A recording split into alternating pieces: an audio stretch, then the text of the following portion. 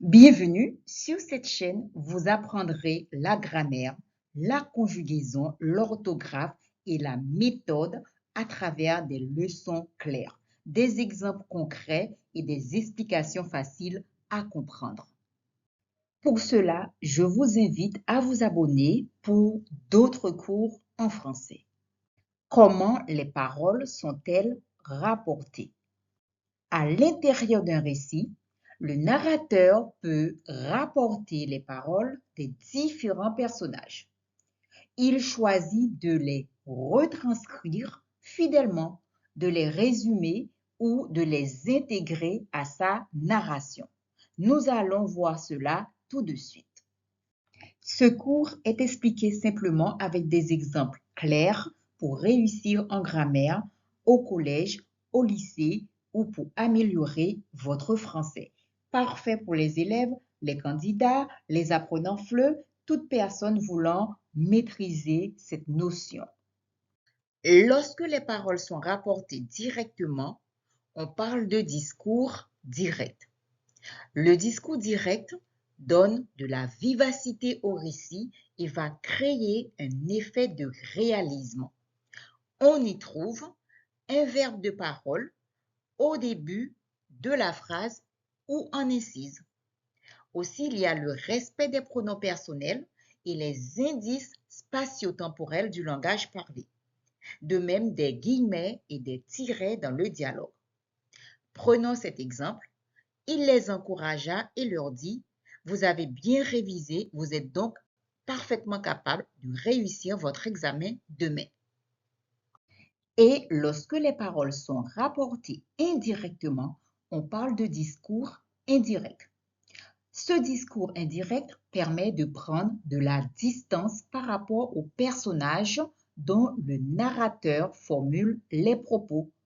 On y trouve un verbe de parole et une conjonction de subordination.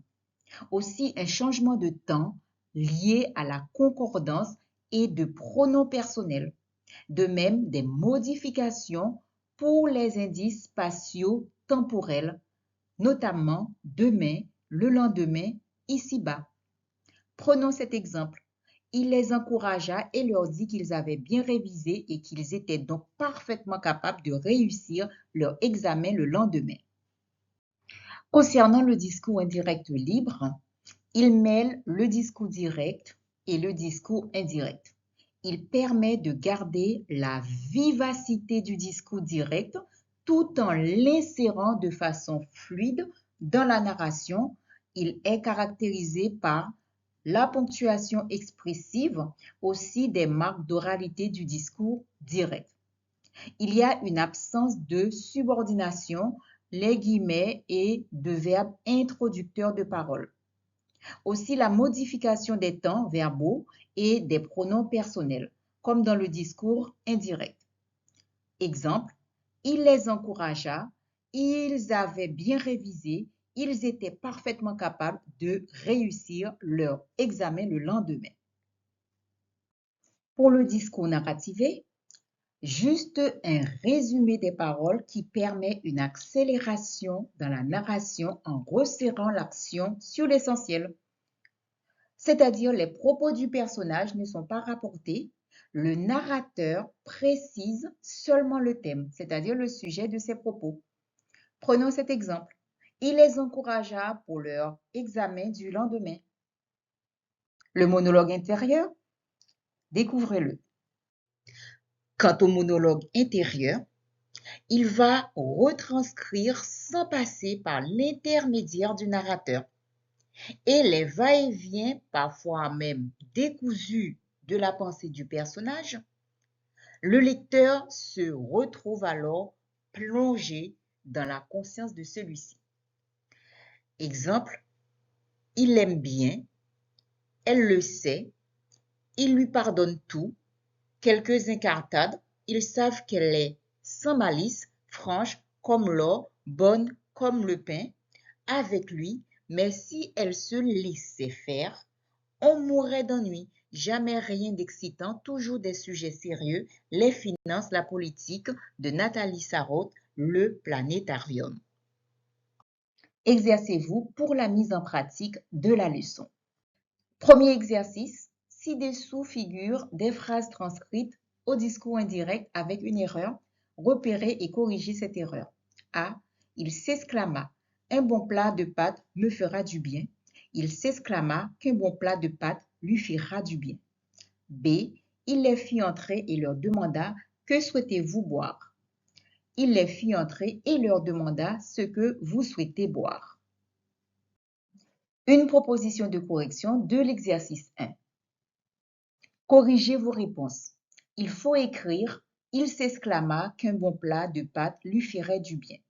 La concordance des temps nécessite d'employer le conditionnel futur dans le passé, dans la subordonnée qui suit une principale au passé.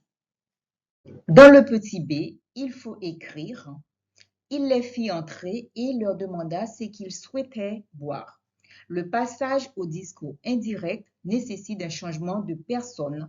La deuxième personne du pluriel devient, dans la narration, la troisième personne du pluriel. Par ailleurs, la principale au passé réclame la concordance des temps et donc le passé dans la subordonnée. Exercice 2. Transformez ces phrases pour qu'elles deviennent du discours indirect. A.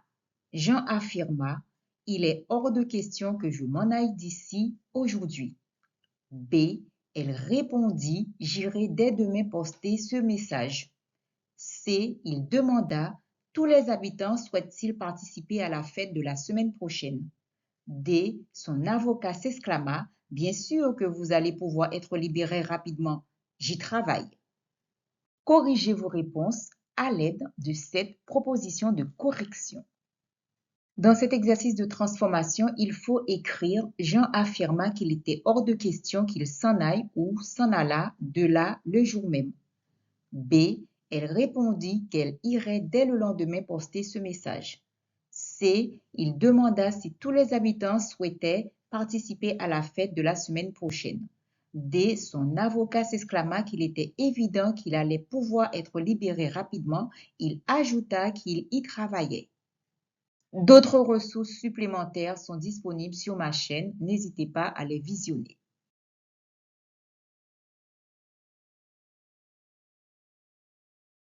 Dans l'attente de nous revoir prochainement, je vous remercie.